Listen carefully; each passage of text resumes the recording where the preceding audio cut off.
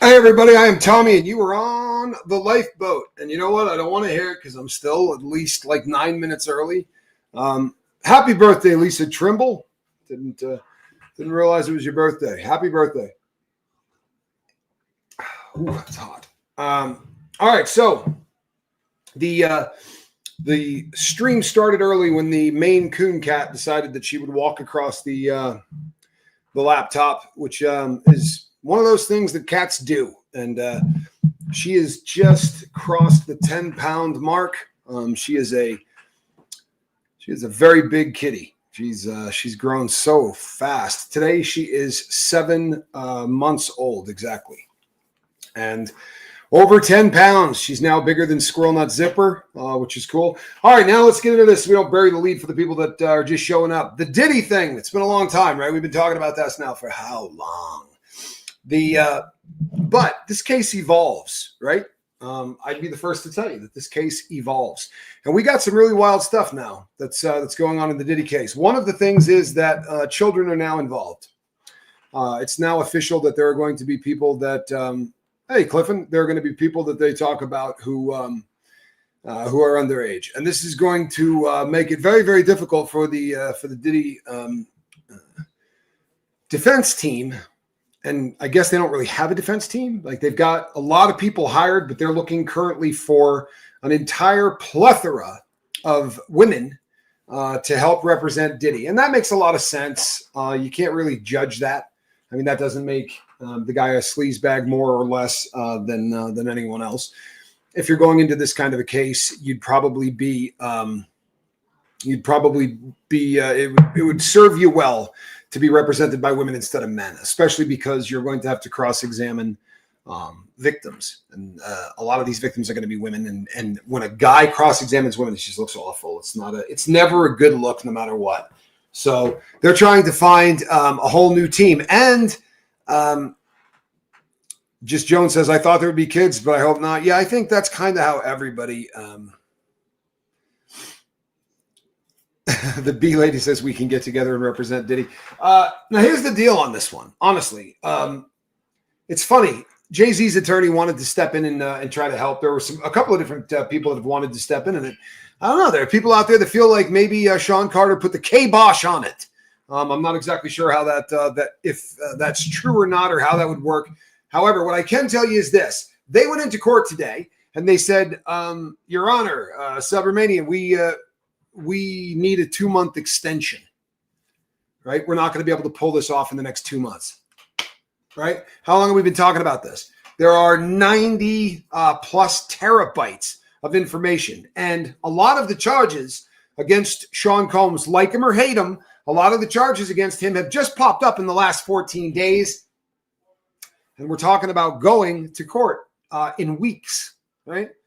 Cinco de Mayo, they're going to start doing the voir dire process of picking a jury in the Southern District of New York.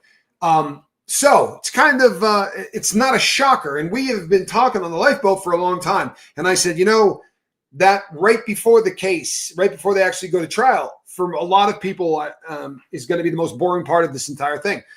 And I said, but there's going to be some of us who are more into the intricacies of what goes on in a courtroom that may find all of this this kind of behind the scenes haranguing, fascinating a little bit.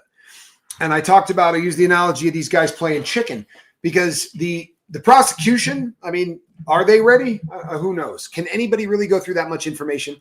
90 terabytes, it's hard to put into any kind of real world application what 90 terabyte means. Right? We've gone over some of the stuff. We said if it was in written form, it would be about 5 libraries of Congress. If it was just in text form. In films, they say 250 films, full-length Hollywood movies to a terabyte.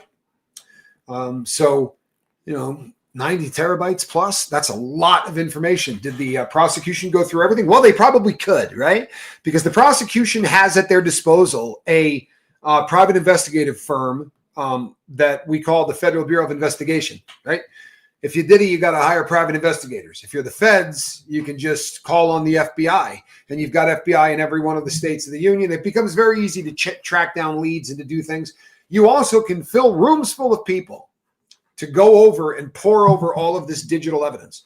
You could put together rooms full of people that they can start pulling this thing apart. So maybe the prosecution's ready. I don't know. But they've kind of been playing this game of chicken because the prosecution doesn't want to go in there and go, Your Honor, we can't pull this off.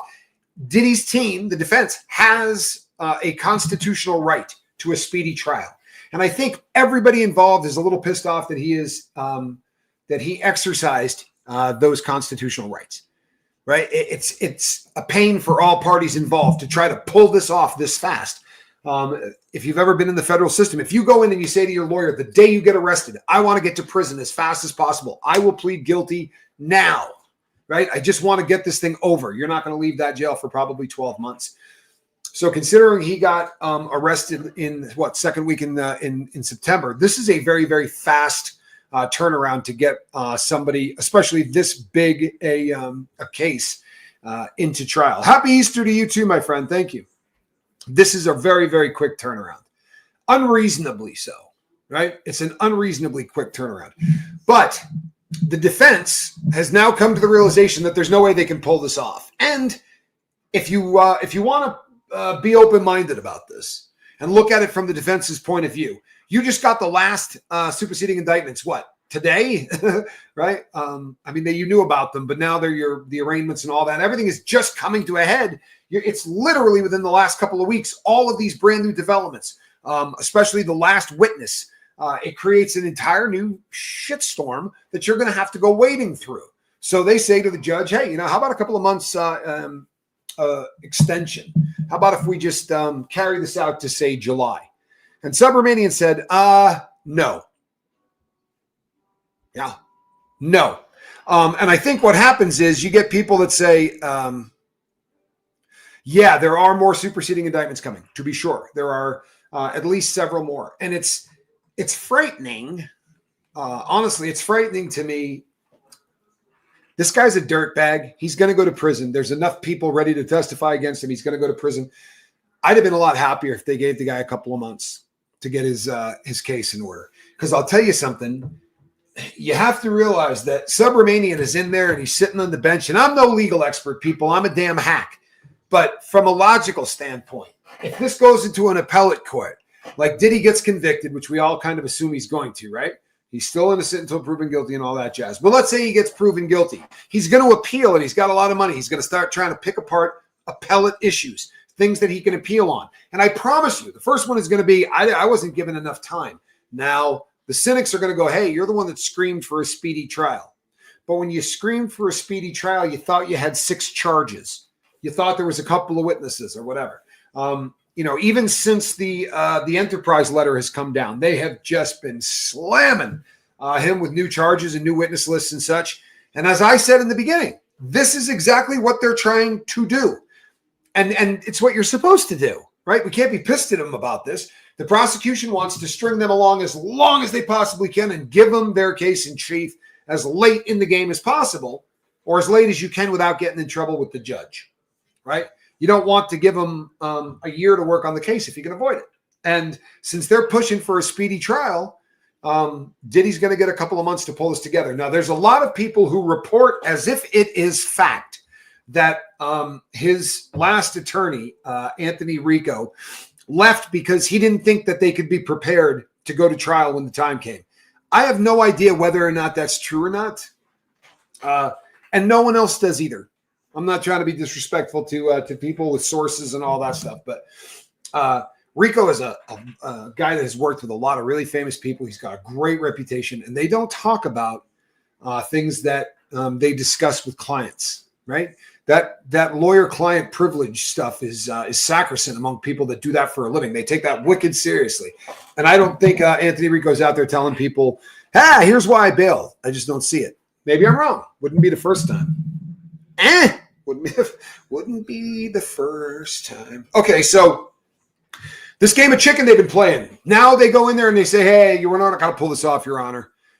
Really, we just don't have enough time. And the judge says, yeah, we'll pull it together. You're the one that wanted the speedy trial. Right? You wanted to exercise your right to a speedy trial.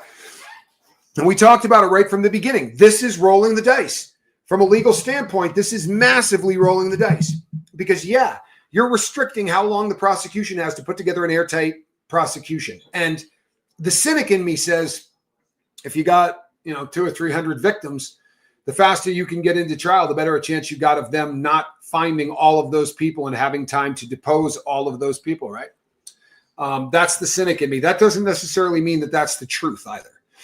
But there's always the reason that people exercise their right to a speedy trial. Hello, Queen Quiche, is usually twofold. And one of them is they would like to get into, they want to restrict how much time the prosecution has to put a case together. I mean, that's one of the reasons always, right? They want to say, look, it's going to be very simple for us. If you remember what Mark Agnifilo said in the beginning, and of course it was bravado and puffing up your chest and all that crap, because any lawyer wouldn't say anything this stupid, really. But what he said was, hey, we're ready to go to trial today. Because for us, it's a very simple question of, did this person, yes or no, have consent? Because the defense's entire thing, if there is minors, he will get more time, says Queen Quiche. You would think, right? I mean, you would think. But you would think he would get more time with any of this. If you're dropping I don't know what but let's just say hypothetically, these people are already on the witness list, right? The prosecution is going to go, we handed you over the witness list a long time ago. You should have talked to all these people, right? We didn't have to tell you, who on the list was going to be. This is who we're calling, but you've had their name forever. I don't think in any of these cases, I could be wrong, but I don't think in any of these cases, these names weren't already on the witness list. I do think, I don't know. I don't want to see this come back on an appellate issue, but I would say that there's an excellent chance it's going to. At least I think this is probably going to be one of the things that they hammer on really hard. They're going to, as an appellate issue, is going to be that the prosecution kind of sandbagged them.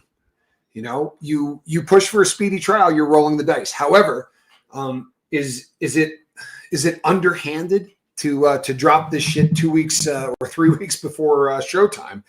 And the answer is it's probably good lawyering. It's just good nursing. It's probably good lawyering, right? Whether or not it's ethical or any of that crap. I mean, this is law, right? By the way, a little update real quick. The Derek Lee Cardello-Smith case, as you guys probably remember, he has affidavits. Allegedly, he has affidavits from the district attorney, one of the assistant prosecuting attorneys, and a couple of people in law enforcement who have all allegedly, I got to get rid of this mustache, who have all allegedly signed affidavits saying, I helped set up Derek Lee Cardello-Smith. And one of the things that anyone who's brought this story up have all said the same thing, more or less. We believe this guy's a con man. However, where are the denials? Where are the people from the offices yelling, what the hell is this dude talking about? Well, the answer is, they have all begun to yell, what the hell is this guy talking about? Susan and all of the other people that we named that are in that office have filed a piece of paper saying that they would like to restrict Derek Lee Cardello-Smith from filing anything else anymore because of the fact that the stuff was all all BS. There's still trappings on this case that don't make any sense. Right, the letter that follows the guy to prison that says he's not a sex offender. Make sure he doesn't have to register or anything like that. This guy's not a sex offender. That's bizarre for a guy going to prison for being a 3-time kidnapper and rapist. You would think that would probably get him a sex offender jacket, but they were very specific, and this guy signed that. That's not something that Derek Lee Cardello-Smith came up with. That's something that's in the guy's prison file, something that you can actually look up. So there's just some weird crap about this, and allegedly.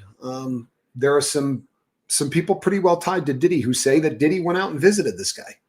And if the story is complete horseshit, why go out and visit him? Right? So, but I'm still tracking that down. I just wanted to tell you where we're at so Cassie was writing a book before she filed the lawsuit. Well, Queen, this is my understanding on that. The book and the lawsuit are kind of the same thing. My understanding is that the first 2 times that Cassie or So Cassie approached Diddy and told him that she was writing a tell-all book.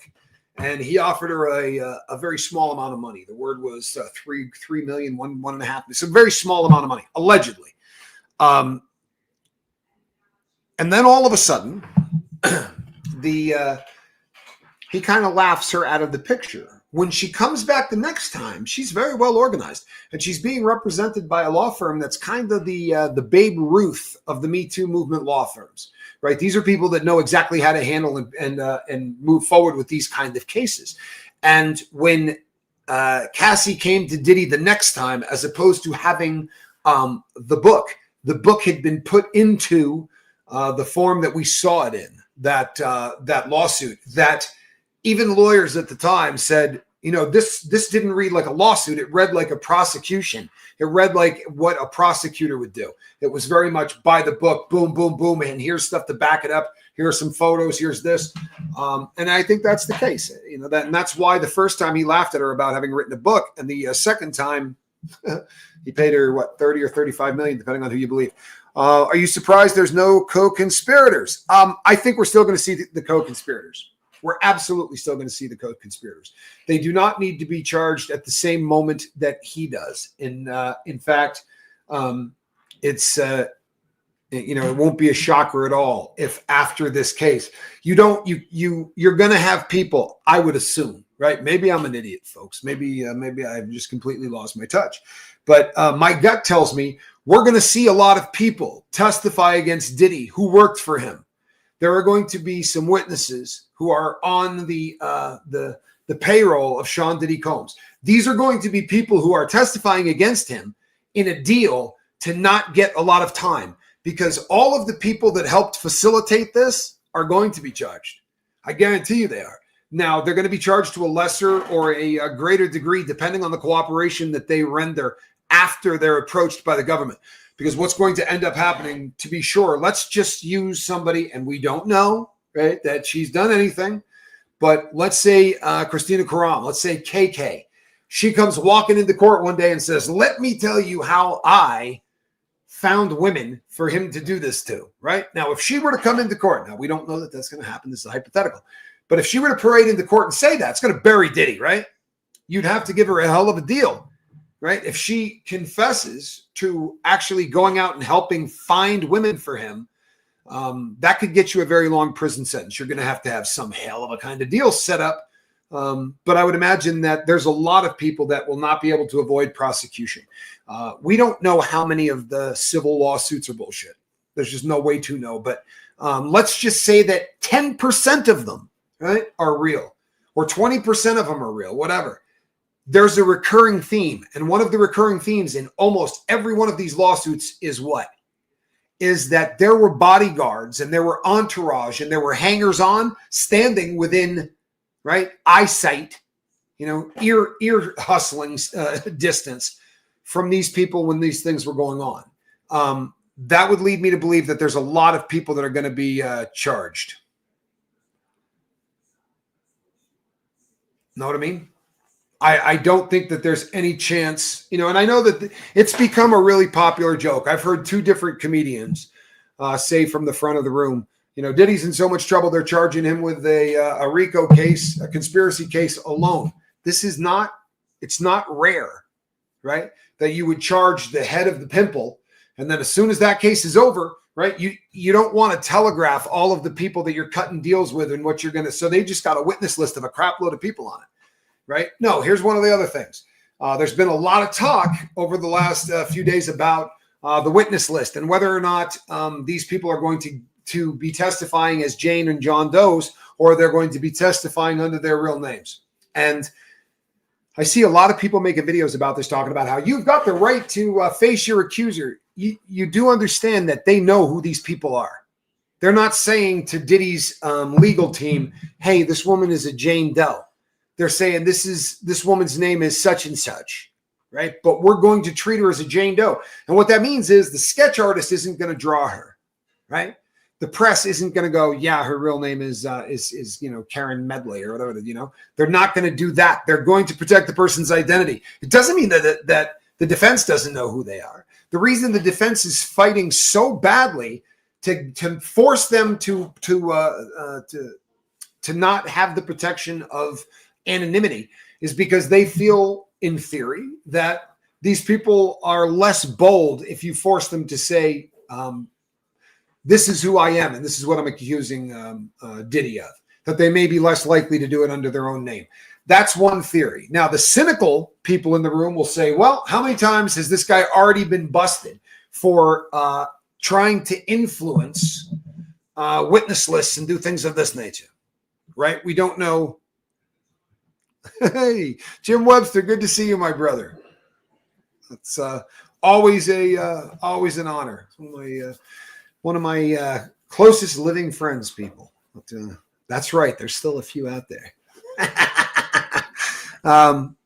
It's like a brownie, but softer. So they're going to end up, I promise you, they're going to end up with a lot of people who are going to get charged on this. Anybody that knowingly helped to facilitate. So when we hear the grand stories about Diddy checking into a hotel, and when he gets there, there's a group of people that already made the room sexy. Okay. Who hired those people to go make the room sexy? They knew what they were doing. They're complicit. Those are co-conspirators. Allegedly, his kids are going to be hemmed up in this. Now, we know that the girl from the cruise, the charter cruise company, not cruise ship, but the charter boat company, her name is Omarky. And she has accused one of Diddy's kids of sexually assaulting her on that boat, on film, apparently, right? They've got some kind of a recording of that, allegedly. So, and there's also allegations, allegedly, that a couple of his other kids were instrumental in the process of procuring girls to bring back to the house to do the things that he is alleged to have done to these women. So that's one of the other reasons, allegedly, that these people were tripping so hard about the prosecution going forward. I think that when this is over, there are going to be other members of the Combs family that are going to end up indicted. That's my opinion, right? It's just an opinion. I don't think it's much of a stretch, though. Also, you remember remember Mr. Paul, the drug mule, Brendan, I believe his first name was Brendan Paul. I think that's another one of those kind of witnesses that you see come in who say, my job was to go out and procure this substance, and this substance. Follow me? We already know, according to what he got caught with the day they caught him, he had some pills on him, right? Some Perk 30, something like that. And he had some of that Tucci, right? Which is the pink cocaine. It's really, it's methyl based. It's like a speed product that they put a little bit of, some feel good shit in. Christian, his son, has several lawsuits. Yes. There are a couple of things that have risen to the level of criminal, right? Obviously, what happened to Miss Omarky on that boat, that would be criminal. And once again, too, these are things where the statutes of limitations on this is not anywhere close to have run out. You follow me? So if you're in the Diddy camp right now, if you're not literally dropping a deuce, then you're not paying much attention, because I'm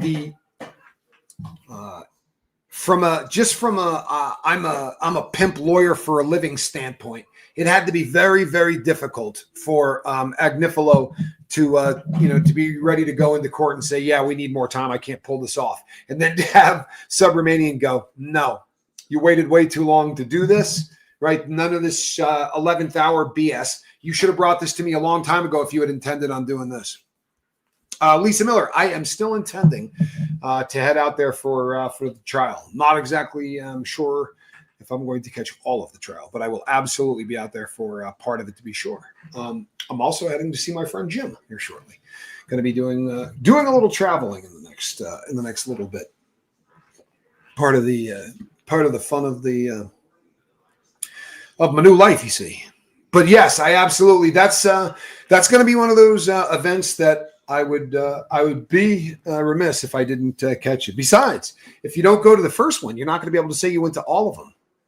I promise you, folks, this isn't going to be the last time that we see Diddy. I am sorry to say that, but I'm going to be really surprised if what is happening right now doesn't end up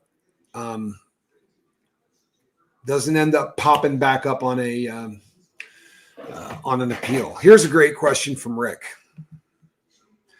Rick says, I never understood why more people weren't charged in the Epstein case. Well, here's the fascinating thing about the Epstein case. Nobody was charged in the Epstein case, right? I mean, Epstein died, so we never got to see him get charged for that. Ghislaine Maxwell did, but Ghislaine Maxwell is one of the only pimps in the history of the prison system to go to prison for selling sex to no one. I mean, that's, again, if you think I'm sticking up for Ghislaine Maxwell, but how do you convict somebody how do you convict somebody for selling people to no one? But I think, you know what? We're not a stupid group of people here. We're not. This is over the years, you guys have proven that you tend to think somewhat outside the box, right? I don't think it's much of a stretch to go, well, the reason that we haven't seen more people charged in the Epstein case is because it will hurt way too many people on both sides of the aisle. And it comes back to the ultimate puppeteers, the people that can pull puppet strings without getting in any trouble at all for pulling those puppet strings, right? I'm sorry, but it's the truth. I talked about this in the show the other night. I think that since 1963, we've been a blackmailed country.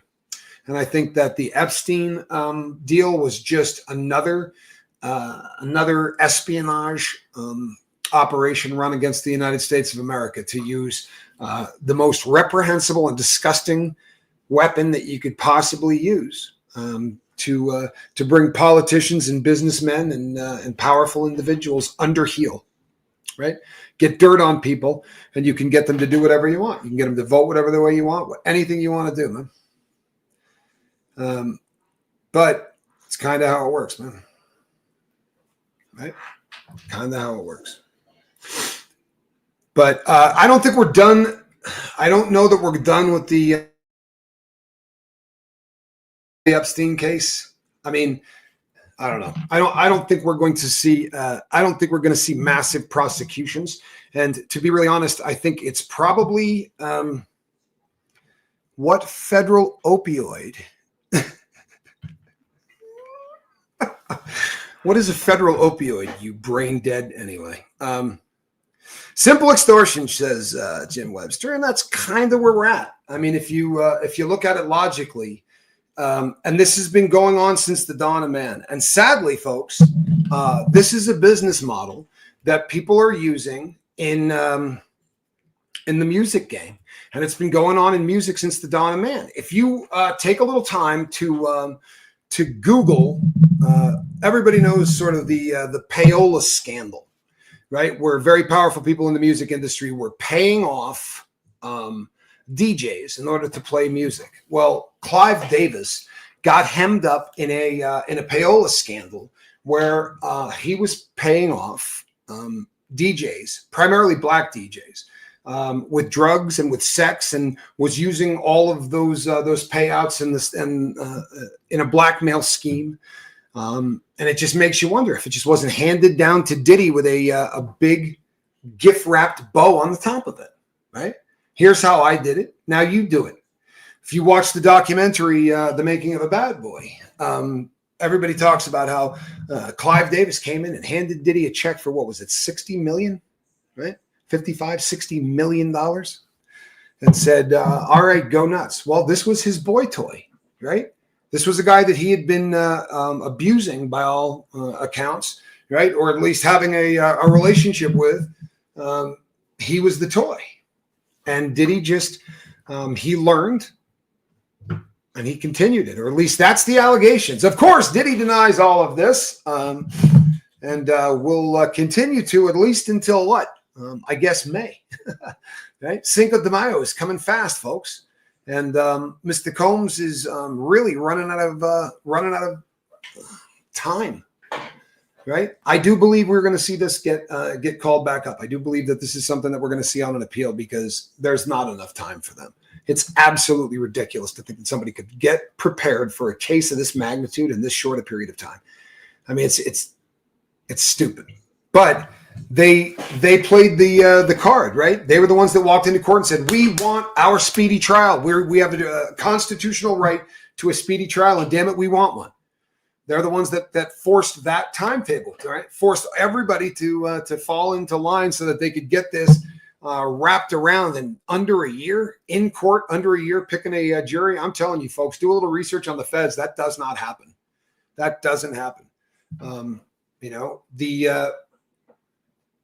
I think we're probably a lot safer if it goes to court in a couple of weeks. The less time that you give the diddler to make phone calls and to try to influence witnesses. Allegedly, he's done that a lot, right? Allegedly, we found notebooks in the when they raided his cell, and those notebooks were telling people exactly what's up, right? Telling people, this is my plan. Here are the people. These are the ones I think I could pay off. These are the ones I think I could threaten, whatever. And we know that before he went in, right? Before he went in, allegedly, he was reaching out and touching witnesses and trying to get people. We called one 56 times. I can't remember if it was that many, but 56 or something like that. He called over the course of 2 days, and the person just happened to be on the witness list for the grand jury to go up there and give grand jury info.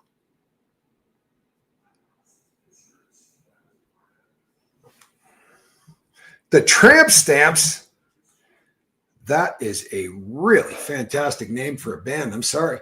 They still kind of have that with the industry plants. There was this fake band, the tramp stamps.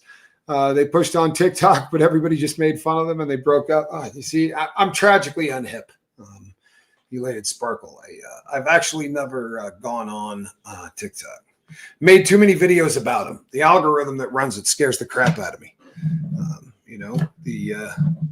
I wasn't very good at staying off substances, and I managed to get very easily addicted to that. If you get the smartest computer in the world trying to figure out a way to get me addicted, it'll be all over but the crying. I don't think my brain can keep up with TikTok. That just downright scares me, people. That just downright scares me. So to recap, if you just got here, Diddy walked into Subramanian's court and said, hey man, I've got to have a couple of more months. There's no way I'm going to be able to pull this off. And the judge said, yeah, well, you should have thought about that before you demanded a speedy trial. This was your idea. Why don't you figure it out? I'm paraphrasing, but that's kind of what he got. I read Clive Davis was staying in the same hotel as Whitney when she passed away. He absolutely was. And after she passed away, it was his decision to continue to throw the after party that they were going to have that night. He said, his quote was, she absolutely would have wanted us to continue and to have the party. And you know what? Maybe she would have, right? Maybe she would have. But we have finds ourselves in a weird place now where very often there are artists that are worth a lot more money dead than they are alive. By most accounts, Whitney had just about destroyed her pipes. She was having some serious trouble with her vocal cords. And I'm not being disrespectful, but crack is not a drug that you burn at low temperatures, right? Crack is a drug that you burn at very high temperatures. And for that reason, it's tough on the vocal cords. And she was struggling with it. And allegedly, she was having some fairly serious problems with her pipes. And that's, so every once in a while, someone will want to, you just get people that, I don't know. I don't want anything bad to happen to, the Whitney thing was a bummer. The Whitney thing was truthfully a bummer. She was one of those, talents that doesn't come across often. You know what I mean? And I feel like there's been a lot of those talents that, unfortunately, Amy Winehouse was the same kind of Amy Winehouse, even more so, just sort of burned really bright, really fast and kind of disappeared. It's a bummer. It is. It's a bit of a bummer. All right, people. I'm going to wrap this up. I've got a few things that I need to take care of. Darn cat got me fired up a little bit early on. The Katy Perry kitty got us fired up just a little bit early on. But all right, people, Between now and the next time I see you, do me a favor. Practice a little harm reduction. All right? Everybody take care. God bless.